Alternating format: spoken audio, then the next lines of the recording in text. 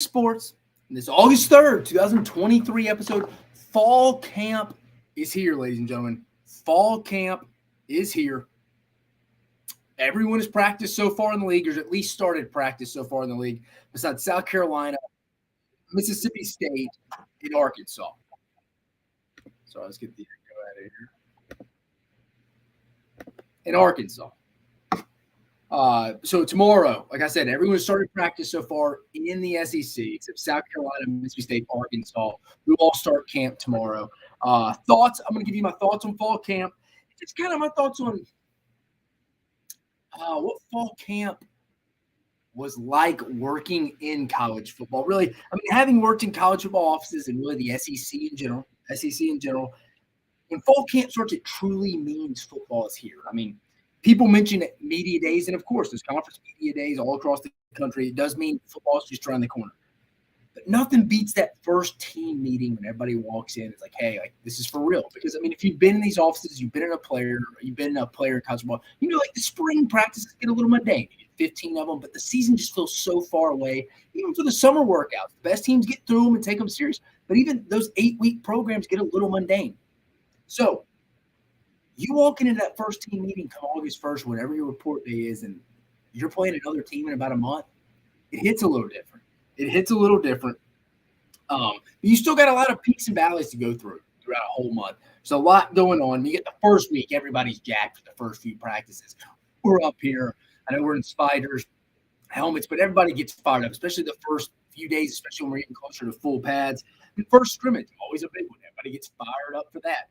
And then also hitting the dog days of camp gets a little mundane at times. The second scrimmage, which is usually the most important. And then finally, just getting through all the way up to that first week when classes start and when fall camp stops. And then we get into the school year. Probably about a week and a half, 2 weeks later, it's time to kick off, and it's week 1 or week 0 whenever you're starting if you're Vanderbilt. But I don't have to tell you, the next 3 to 4 weeks for your team, for your favorite team, will have a big say on how happy or disappointed you may be coming into November, early December. We'll also talk some camp intel across the SEC and thoughts from the head coaches' press conferences so far through the first couple of days through fall camp. And it also got me thinking how college football is inevitably changing NIL transport. And as well as the team in the SEC started to recruit with a new coach, can Alabama, Georgia, Auburn all be premier top 12, top 10 teams in the country on a regular basis for about 4 or 5 years in a row? I thought that was a good discussion. I will discuss that in my 2 cents, my thoughts. I mean, I've worked at Georgia, I've worked at Auburn, I've worked as a student in Alabama. So I've seen the lay of the land. I feel like I could put a good thought process, a good plan, kind of lay it out on how that would have to happen for all 3 programs to actually be premier programs at the same time. They've all had their years, but they've all, if you look, they've never been good at the same time. But going on, there's a lot of layers. We'll get to that as well. I know it's football season. Talk a little basketball just real quick. The battle for Atlantis, the college basketball tournament was announced. As you know, this is a tournament in November around Thanksgiving every year, just throwing in like the Maui Invitational tournament. Tennessee would be in. But Arkansas is going to be in this bracket. They announced the bracket and matchup, so I just wanted to go over that real quick. The Hogs will be participating in this tournament battle for Atlantis in the Bahamas. Tennessee actually beat Kansas in the championship game last year. But the bracket, I'm actually potentially fired up for the second round matchup. But other teams in this bracket, you got North Carolina, Northern Iowa, Villanova, Texas Tech, Michigan, Memphis. You got Stanford, Arkansas. You may have a Memphis-Arkansas matchup if both teams win their first round. You have Penny Hardaway versus Muss. You got Rick Stansberry on the Memphis staff now. You got Javon Clearly, who openly states he's not a real big Arkansas guy. Got into it with Anthony Black last year. And I know Anthony Black went on and got drafted by the Magic. He's not on the roster anymore. But he always had some beef with Arkansas. And Javon Clearly's now the starting point guard at Memphis now. He is down on Bill Street with Penny Hardaway and Rick Stansberry. Memphis should be pretty good. I know they lost a little exhibition overseas the other day. I forget to who, but we're disappointed. But Memphis should be solid. Just wanted to point that out.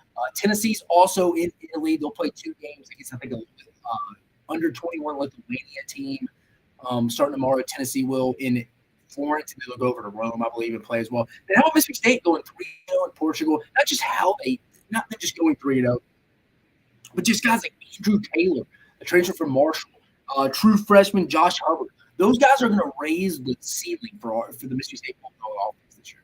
Mississippi State got 4 out of 5 starters back. They added both Taylor and Hubbard, who both in Portugal. And it was just a European tournament, a little European invitation, more the experience for the kids, once in a lifetime opportunity. But those two guys are going to raise the ceiling for Mississippi State's offensive production. They can shoot well from beyond the arc, something Mississippi State struggled with last year.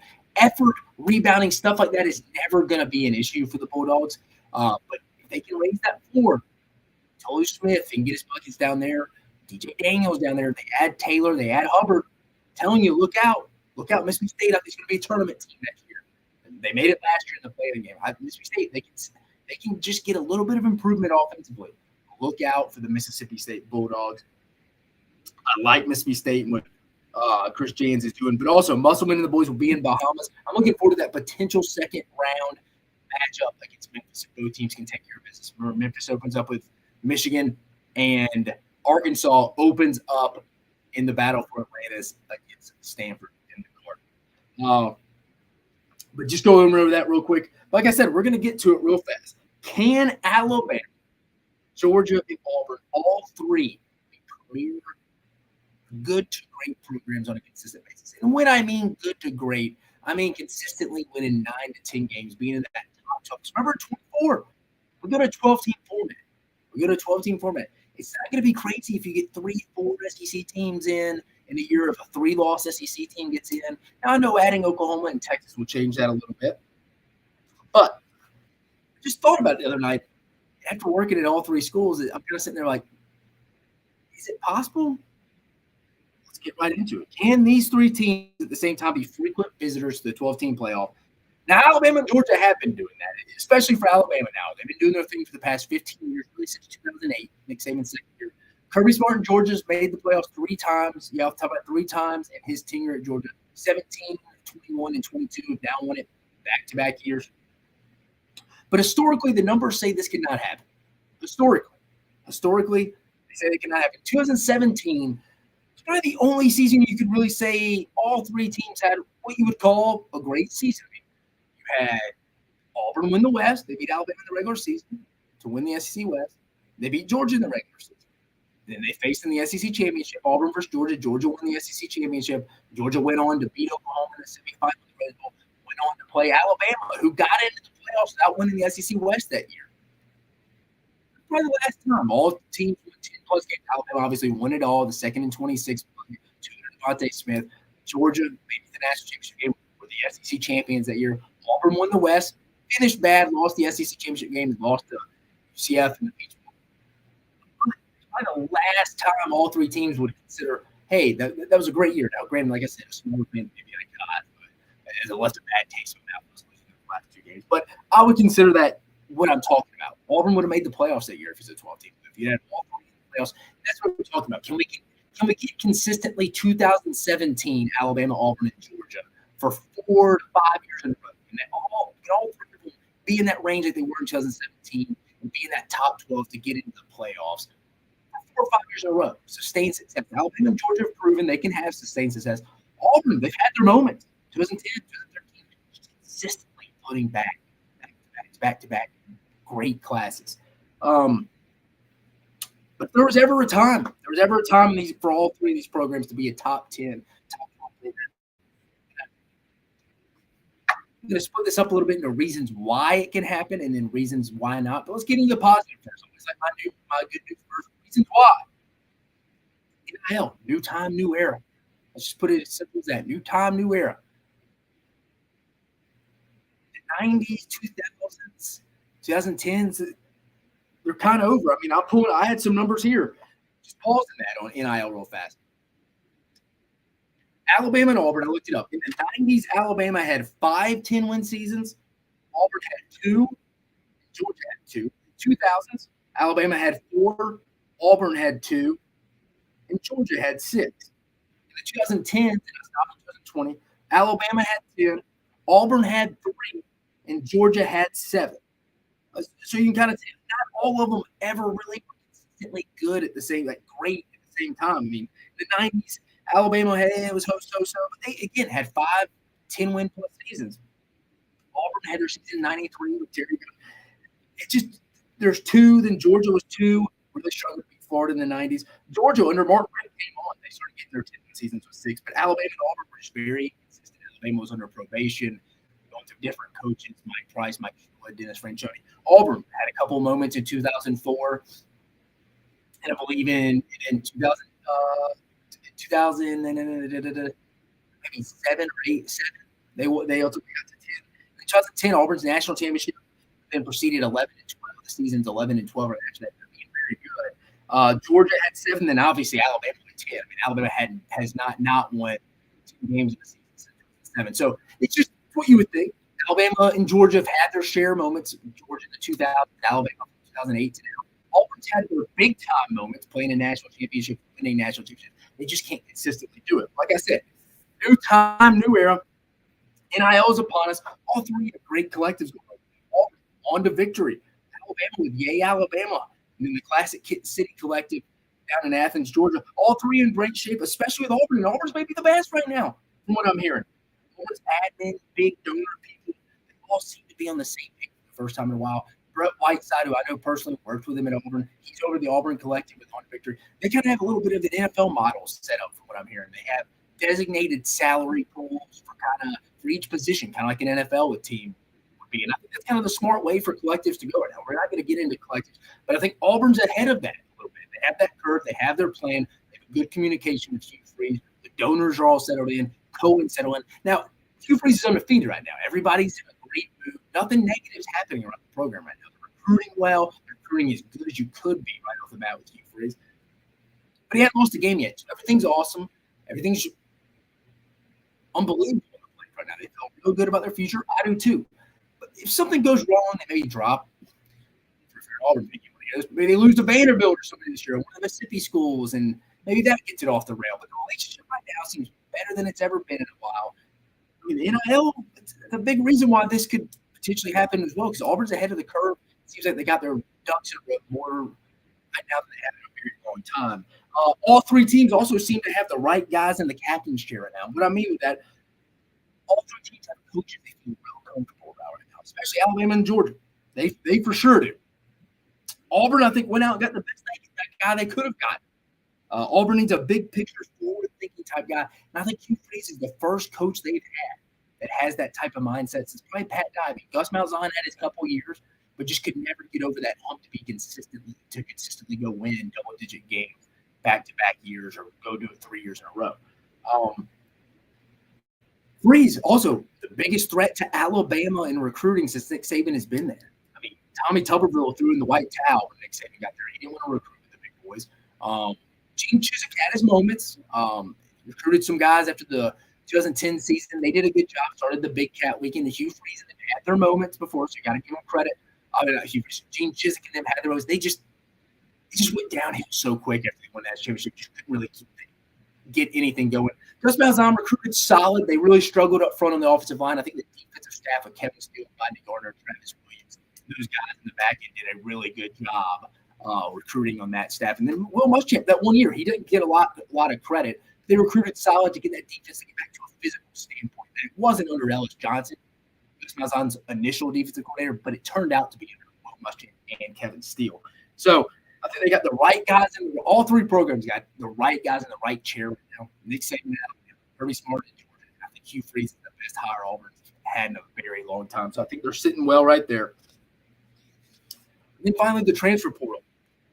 You can't live in it to consistently build, sustain success. Like Kevin said it yesterday in his press conference at fall camp. It's just not possible. But you can plug some holes out of it to get better, just more so than you ever could. I mean, obviously, you can plug some holes on the offensive line. All three programs have done that before. Guys on the back end of the secondary.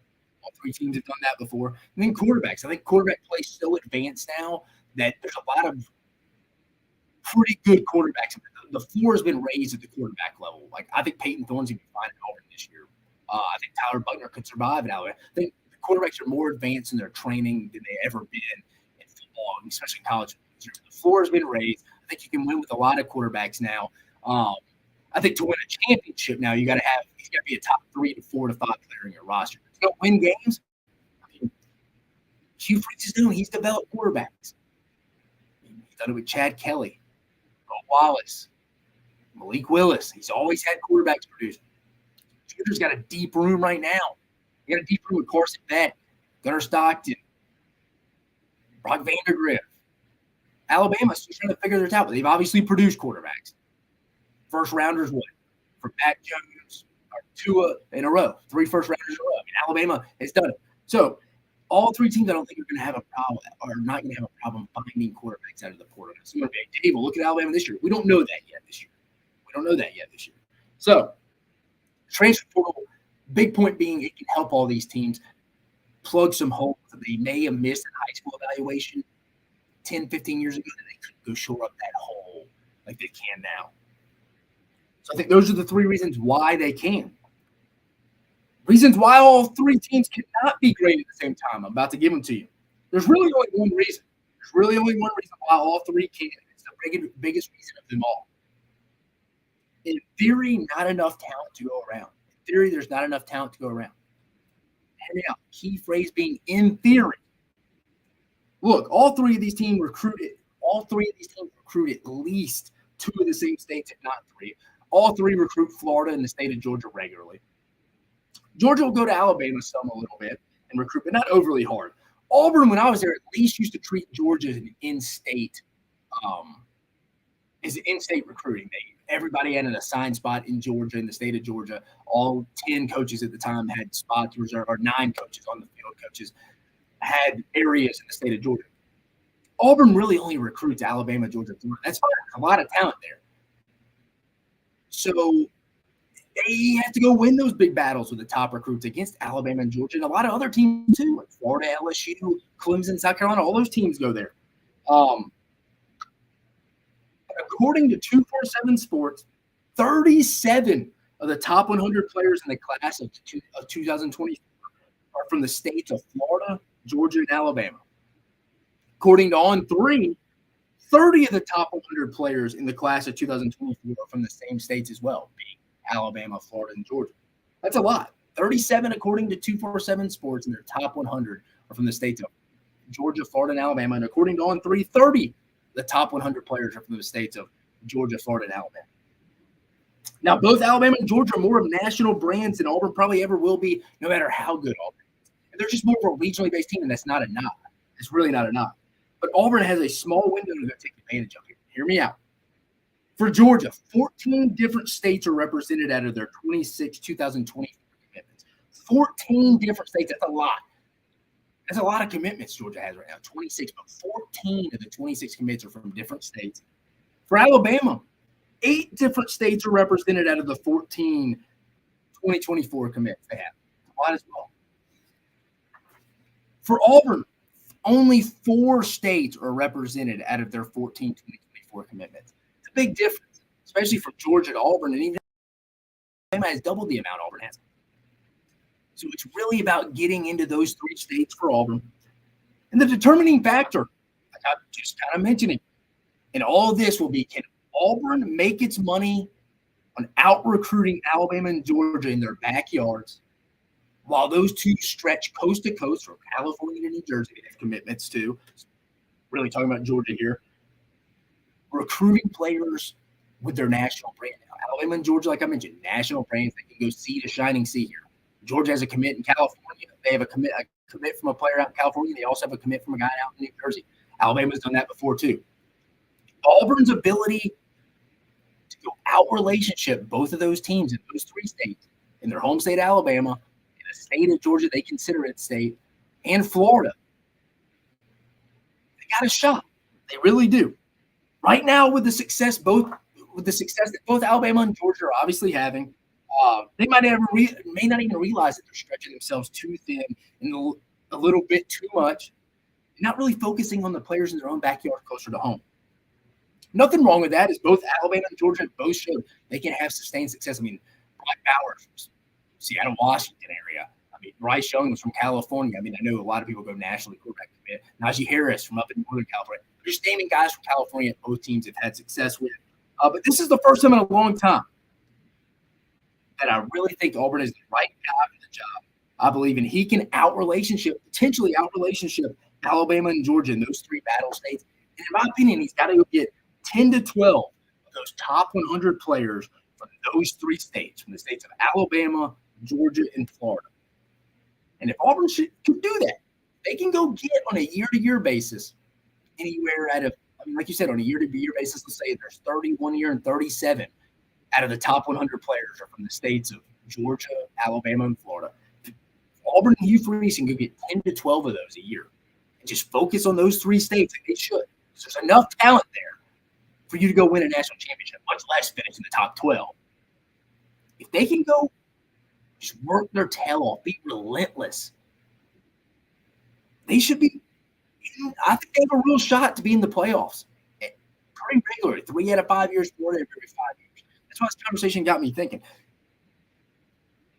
You may feel a little bit like Georgia, like I said, stretching themselves a little thin.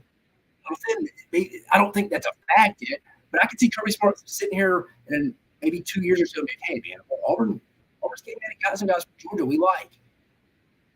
We need to hone in back on. We need to make sure we're taking care of our home state before we go get a kid out to California. All it's going to take is probably 1 or 2 visits from a guy from maybe out west that they wasted their time on. It didn't pan out. That they're like, hey, let's get out from the 35,000 foot view. Let's go closer to about a 5,000 foot view. Let's get closer. Let's make sure we're keeping the guys we want in our state closer. Not saying that's happening, but it could happen. But at the end of the day, Alabama and Georgia are the standard in college football. And they've regularly made the college football playoffs since it started in 2014, especially Alabama. Maybe not as much Georgia, only 3 appearances, but still, they're consistent. They're starting to consistently make it now within the last 3 years. So I'm throwing them in that.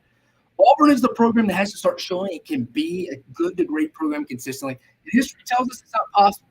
But like I stated before, this new era of college football with NIL, the transfer portal, and having all 3 programs probably in the best shape from a head coaching standpoint, the leader of the program that they've been in years. If not now, when? If not now, when can all 3 programs not be top 12 programs at the same time? Top 12 programs in the country. When, if not now, when can all 3 of these programs not be top 3 to 4 programs in the SEC on a consistent basis, 4 to 5 years in a row, 3 out of 5 years? Why not? If not now, when? With the new rules and it's changing, why not? When? And Auburn is hot on the trail right now with the commitments from DeMarcus Riddick and Perry Thompson. If KJ Bolden commits on Friday or Saturday, he's supposed to announce on Saturday to the Tigers, Auburn's off to as good as a start as they can imagine under Hugh Freeze on the recruiting trail. But now it's time for Hugh Freeze to go lay some groundwork on the field. If they can go win 8 games this year, look out with the 24 and 25 classes, because they will be the 2 core classes that Hugh Freeze and Auburn can build off of to be a consistent playoff contender year in, year out. And as you can see, there are more reasons why all 3 programs can be consistently in the top 10, top 12 at the same time, and the reasons they can't be. The only reason, like I mentioned, that they can't be, it's probably the biggest reason of them all, and the reason is there enough meat on the table to feed all 3 families? And what I mean by that is there enough talent to go around for all 3 teams to have enough talent to compete for the top 12, be in the top 10 year in, year out? I think it's going to have to take Georgia and Alabama, a combo of both, and stretching themselves a little too far coast to coast. Maybe missing on some kids in state, and Auburn going all gas, no brakes in those 3 battle states of the state of Alabama, their home state, the state of Georgia that is just littered with talent, and obviously the state of Florida that's littered with talent. It can be raw. There's a lot of athleticism down there. If Auburn can just go hone in on that, out relationship Alabama and Georgia, they're going to get some kids. They're going to get some kids that they probably are going to outwork Alabama and Georgia for, especially if Alabama and Georgia are taking a bunch of flights and spending some time coast to coast, like we keep saying, out in California or up in New Jersey. Not saying it's happening. Could it happen? Sure. I think that's Auburn's window to get in to consistently be a top 12 team, and I think Hugh Freeze gives them the best chance they've had maybe in their program's history, at least since Pat died. Worst case, since Pat Dye has been there. But I'm not ready to say yay or nay yet on this. If these 3 programs can all be top 10, top program win 9 or 10 games for 4 or 5 years in a row, be in the talk of the conversation year in, year out. Because you got to think the SEC is changing next year. Still staying at 8 games. I think that's going to change tonight. But you're adding Oklahoma and Texas, so it's going to get more challenging. But again, I think at some point a playoff team is going to be in. I think the SEC is going to get 4 teams into the playoff at some point. When it goes to 12, I think a 9-3 team from the SEC is going to get into the playoff. It's probably an 11 or 12 seed. I think it's going to happen at some point. But we have to let Hugh Freeze play his first season at Auburn and sign his first real class, probably first 2 real classes, and see where that is. But just remember in the back of your head, just because it's never happened before in history doesn't mean it can't happen, especially with the changes in college football and NIL. Auburn's as advanced and doing as organized as anyone in the country with kind of their salary cap strategy, being on the same page with the football staff and they want. John Cohen, the administration, all the way down, and the booster seem to be aligned more than ever. Yeah, Kirby Smart's still a young cat. He's only going to only continue to compete for national titles. Going for a 3-peat this year. Alabama, Nick Saban's on the back 9 of his career, but I still think he's got 4 or 5 years in him. But again, it's 4 or 5 years. After that, where does Alabama go? I don't think they're just going to teeter off and be terrible. But obviously, they're not going to be as good as they have been under the Saban era. Nobody expects that. That's impossible. But if not now, when? Not starting in 2024, 25 seasons. When? I don't think it's that far-fetched, honestly. It's just going to take Auburn being relentless in those 3 battle states. Probably Alabama and Georgia taking Auburn lightly in those 3 battle states as well as they recruit coast to coast. Just some thoughts to ponder on that. But some fall camp updates. Look, it's the first day or 2 of practice for everybody, unless you're Vanderbilt. They started last week because remember they're playing week 0, about to get to the Commodores. You aren't going to get much from head coaches after practice, but if you listen closely, and if you hear around coaches that have college football, you can hear their tone, you can see the body language, and really kind of get some honesty out of that and really see how they really feel instead of just getting over a little bit of that coach speak. Let's get started in Nashville. Vanderbilt was the first team to lead off opening up fall camp. Clark Lee and his third Vanderbilt team started fall camp last week. They will have their first scrimmage on Saturday. It's a big first scrimmage for them. But I think the key things that I've gathered, watching interviews, watching some practice clips from Vanderbilt, is it's about building depth for Clark Lee and this Vanderbilt squad this year. I personally think the over-under 3.5 win total Vegas has said, I think that's free money. I don't think as we get closer here, I'm not ready to put my predictions out. That's 2 weeks from today. I'll put my entire SEC predictions out. I don't think Vanderbilt gets to 6, though. They're going to get to 5. But I think 2024, when these guys start to play more this year, they battle through injuries. The guys that aren't ready to play this year are going to be forced into action. They're going to be better next year. And you're calling me crazy with Oklahoma and Texas joining the league. You think Vanderbilt's going to get better? I think Vanderbilt probably makes a bowl game in 2024. A lot of their guys hadn't really transferred out like that. They got a good culture. But just the offense has been pretty banged up this year. I think Vanderbilt's going to clear the 3.5 over Vegas has. I think they're going to get to 5, but I just don't think they get to 6 this year. AJ Swan at least had some inconsistency so far. But the Doors kick off on week 0 against Hawaii at home. Should be a good matchup. Sunday scrimmage will be massive, though, for the Commodores. I'll keep you updated here. Moving on to the back-to-back defending national champs, Georgia Bulldogs. 2-time defending national champs seem fiery right off the bat. Just talking to people, reading some articles. Complacency is Georgia's biggest opponent this year. They seem to be getting right after it immediately, nipping it in the bud.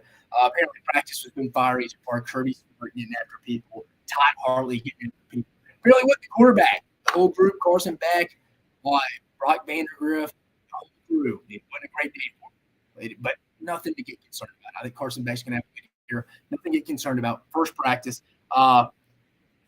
Here's a drill example I heard they implemented as a new quarterback drill. Also read an article they implemented it. But this just shows you the precision of the Georgia program right now.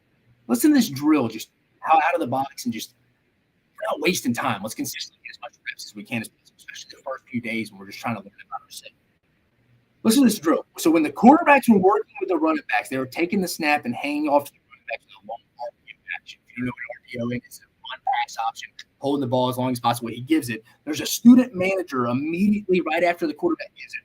Snaps the ball to him. He's got to catch it, throw it real fast. Just getting the hand-eye coordination down, wasted reps. He was killing 2 birds with 1 stone in that rep. Something Georgia's implemented. I thought that was something cool. Maybe that's just me, the football geek in me. I like that. I think that's awesome. That's just what makes Georgia great. They're killing two birds with one stone just in that drill.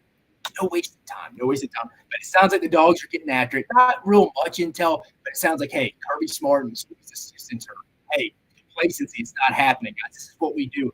Saw Todd Hartley was getting after it. I think it was the tight end. I forget who it was. It wasn't Brock Bowers. I have to go read the report who it was. Wasn't Riley Cooney. I forget who it was. But he was saying, I think maybe Lawson Lucky. Yeah, it was Lawson Lucky saying, hey, we've been doing this drill. Obviously, Lawson Lucky hadn't been there 6 years. But hey, we've been doing this for 6 years now. How do we keep messing this up? Stuff like that. You got to get it in complacency. Things seem well. Moving to Tennessee, they just started a couple of days ago. Josh Heupel just seems status quo, man. Never too high or too low. Seemed that way on Wednesday. He looks comfortable with this team. I get why. He has 32 seniors on this team. It's a veteran squad. That's not talked about enough. Ramel Keaton, I think he's going to be Mr. Consistent in the SEC this year. I think he's going to be the most consistent wide receiver in Tennessee this year. Deontay Thornton, transfer from Oregon, the slot receiver, can take the top off the defense. He's getting a lot of the pub. Ramel Keaton, maybe the Marietta receiver, is going to be Mr. Consistent for the Bulls this year. Secondary, I think, still going to be a proof it type thing. People want to see it before they believe it. They're really going to get a chance to prove that game. Maybe Virginia, they probably wouldn't get a good look. Maybe even Florida not. But still, I think they look good against Virginia. I'm going to give them the benefit of that. But remember, that older group, Paul Hayden, Danico Slaughter, guys like that. Some older guys. We really won't know about Tennessee in that secondary until the end of the year. You're going to hear reports, maybe some injuries, but they're going to, in the camp, they're going to make it seem like everything's probably pretty rosy, or maybe I should say pretty orangey, color glasses type takes. But it's all we got from Knoxville from right now. Josh Heupel seems real comfortable, real veteran. That's talked about enough. Moving over to Gainesville again, not a lot of news out of Florida except, and they started fall camp on August 1st. Sophomore, Billy Napier now, sophomore linebacker Shamar James has a knee injury. It's not an ACL. I think it'll be week to week. It's not a good start either right there. Already a thin roster, but no one knows to the extent, but I've heard it's not an ACL. I didn't hear anything really about the quarterback. Austin Armstrong, new DC, he's been talked about there. So Florida just getting after it. Really not a lot of information I've gathered so far just from talking to people around the program. It's just besides the Shamar James injury. That's all I've heard so far. But I'll keep you up with anything I continue to hear from Gainesville. Missouri opened up fall camp the other day in their new indoor facility. It's the first indoor facility that's 100 yards that the University of Missouri's ever had. Real surprising there. Eli Drinkowitz way more involved in practice when you go watch the live practice clips this year. Remember, he gave up play calling to new OC Kirby Moore's coming over from Fresno State. I think he's a very under the radar hire. Had good offenses over at Fresno. I think Drink just being around the whole organization more could be a benefit to the Tigers this year. Also, I like Blake Baker, defensive coordinator. It's his second year, and they got enough guys back on defense to be solid this year. But it's all, for Missouri, it's all going to come down to quarterback play. Brady Cook's saying all the right things in regards to what has to improve: his deep ball, his touch, just allowing his receivers to go make plays because he's got weapons on the outside. Luther Burton, Mookie Cooper, Theo Weiss. It's going to come down to quarterback play for Missouri. I'm telling you, if Missouri gets good quarterback play, I like the defense, I like the weapons on the outside. 8 wins, not out of the realm there. It's a big year for Drinkowitz. I know he's not as on hands with the offense right now. It's Kirby Moore. But again, he's kind of a quarterback guy. They can't get the quarterback position right. And that's the head coach's bread and butter position. Who else is there to blame? So it's a big year for Eli Drinkowitz and the Missouri Tigers. They're just getting started with their fall camp. That quarterback race will be interesting. It looks like it'll be Brady Cook if he can battle the Miami transfer Jake Garcia. Heading to Lexington, Kentucky, Big Blue Nation got started. Didn't hear much or see much. I didn't know the offensive line, the Big Blue Balls on the other side of the field, apparently. But that's the big question mark, and I think it was what everybody wants to kind of keep up with here about. Kentucky has most likely their best wide receiver room they've ever had. I mean, you have guys like Tavion Robinson, Dane Key, Marion Brown. You also get they brought in Devin Leary. Bring in Liam Cohen, Devin Leary. You may see Kentucky throw the ball a lot more, but if the big blue ball can get that physicality back, Mark Stoops, he wants to be a physical team overall, the offensive line and defensive line, just throughout the whole program. They're going to want to run the rock. They're going to want to run the rock, especially with Vanderbilt transfer running back Ray Davis. He does a good job.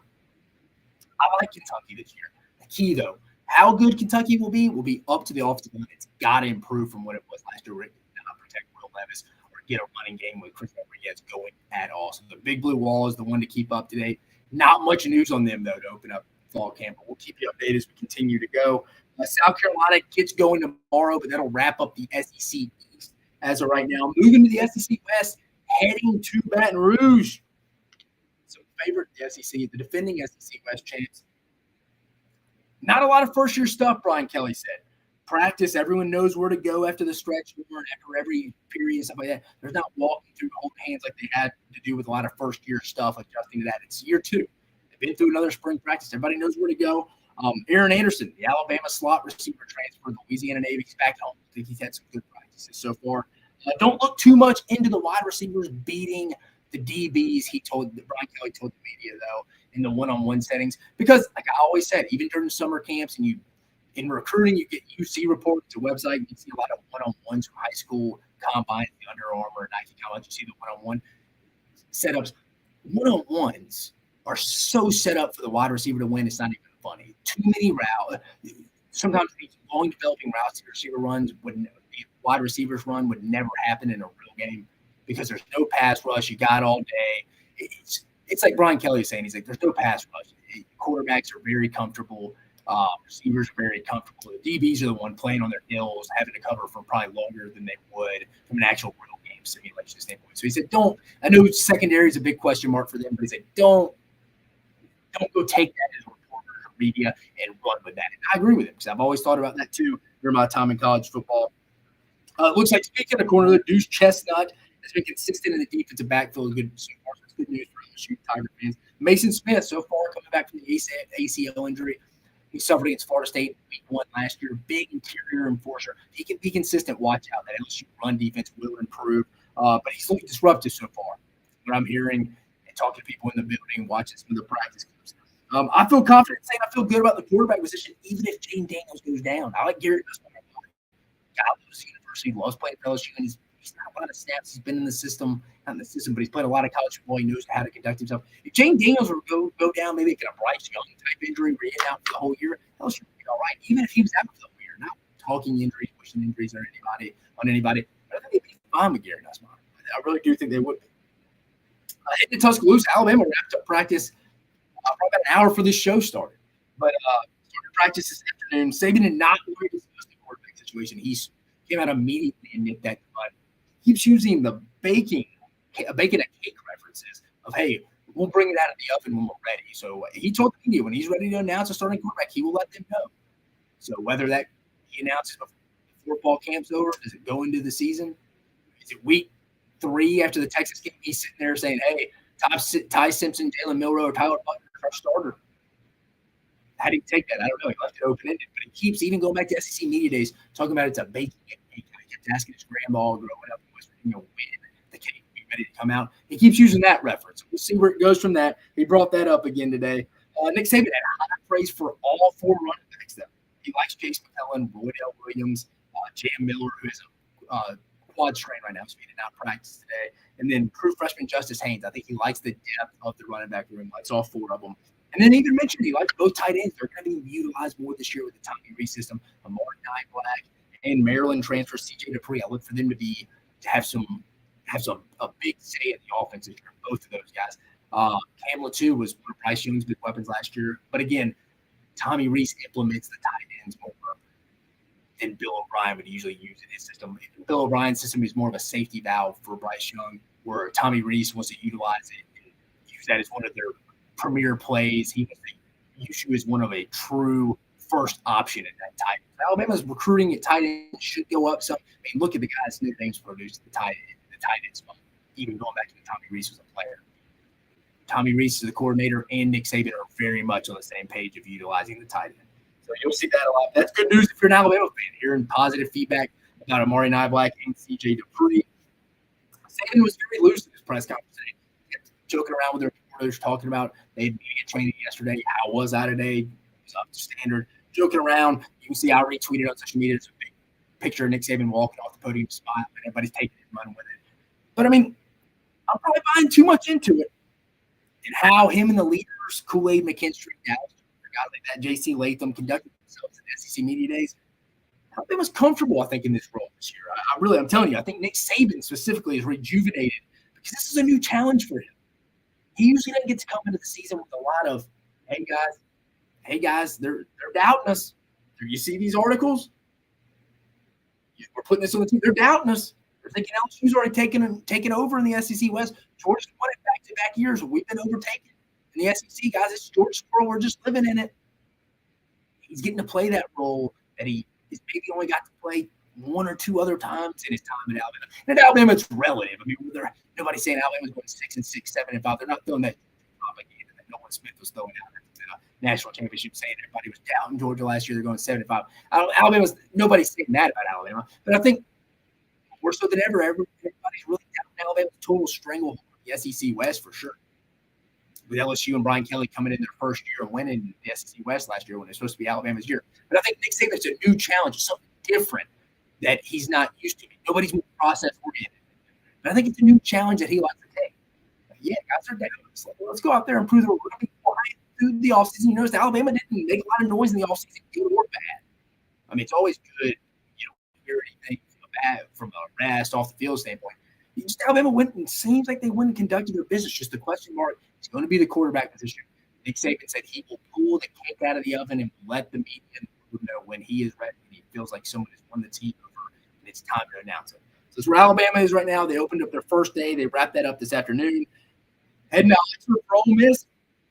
Kiffin not ready to name a quarterback as well. I think it's Jackson Dart, but he said he's not ready to know. He said he wishes they could have some preseason games in the NFL or no. But again, he said he will announce a quarterback just like Nick Saban said he would when he feels like someone has actually won the job and won the team over. Even Lane Kiffin got a little bit into roster management. Said you can't consistently build a roster through the portal. It's coming through the portal king himself. It's coming from the portal king himself. He's saying you cannot consistently build a roster through the transfer portal. He must be watching Mock 10 Sports on Monday and Thursday nights. Thank you, Lane, for listening. But even him, the portal king, even saying consistently to have sustained success, you cannot build through the portal. He's absolutely right on that. You can tell Kiffin doesn't like the new rules. He's mentioned it. Talked about how it's the only sport in the world that there's no contracts and it's free agency each year. And that sometimes at a school like Ole Miss, it can hurt you if you're a freshman.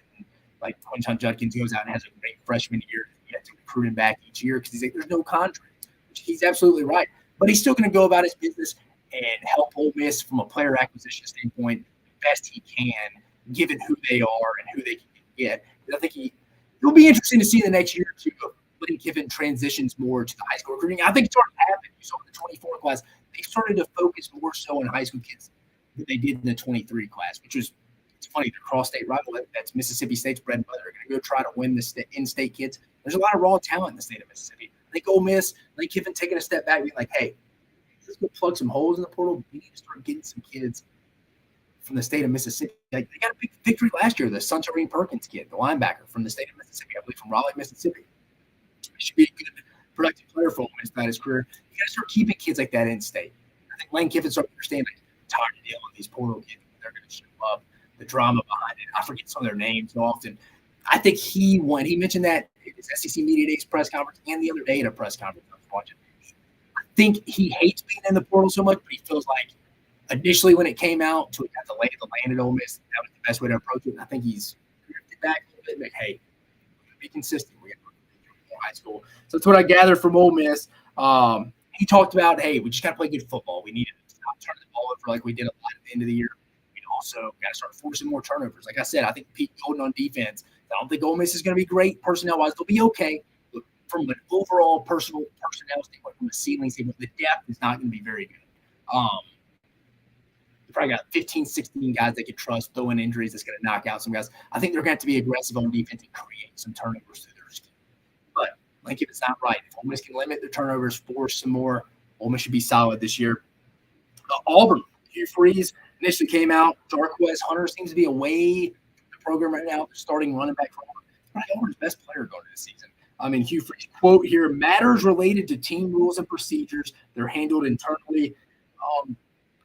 I don't know if it has to do with some other off-the-field stuff I'm not going to get into. It doesn't sound like he's going to be away from the team for he didn't say a while, but I don't know why you would miss practice. I could see maybe getting suspended for a game or two, but why make him miss practice? Unless it's something to do with taking a final, Why would you miss practice? You'd be with meetings. Just a weird situation. I'm not going to speculate, but Hugh Freeze did say he is away from the team right now due to, quote again, matters related to team rules and procedures that they've handled internally. It's a big loss for Auburn if he was actually gone for the year or any significant period of time, because that's the best running back and probably best proven offensive player right now.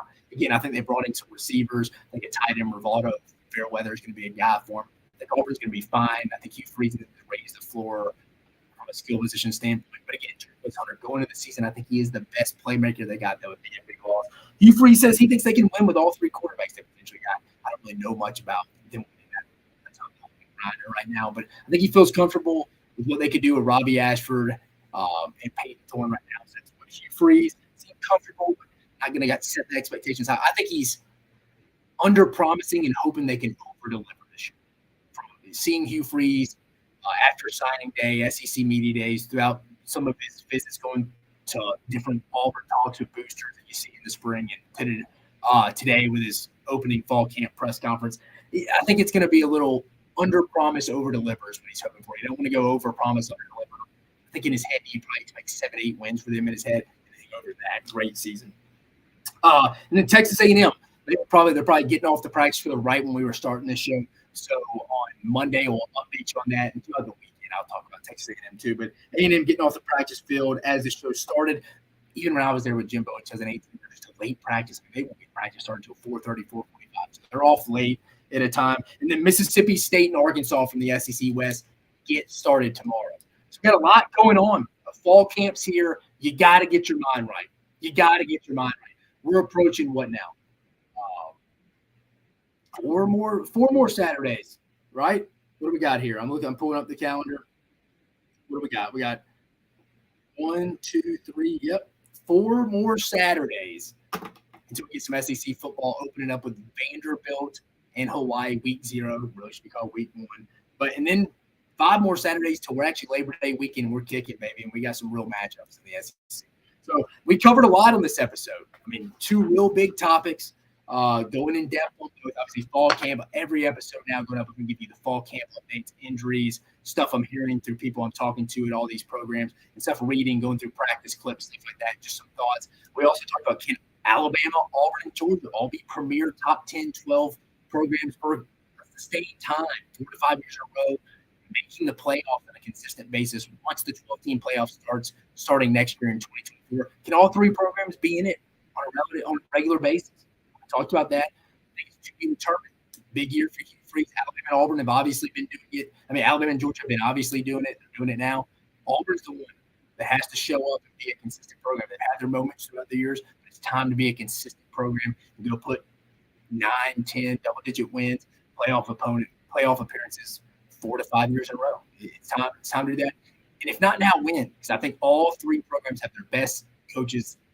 Alabama certainly Nick Saban, best coach they've ever had. Kirby Smart at Georgia, best coach they've ever had. And I think Hugh Freeze is going to be up there at the end of his tenure being one of the best Auburn coaches of all time. We also talked Arkansas going to the Battle of Atlantis, excited about that potential second-round matchup. And them and Memphis can get together. I think there'll be a little heated rivalry there. I think that'll be fun. But again, we covered a lot. I appreciate you joining us on this episode of Mock 10 Sports. I hope you have a fantastic weekend.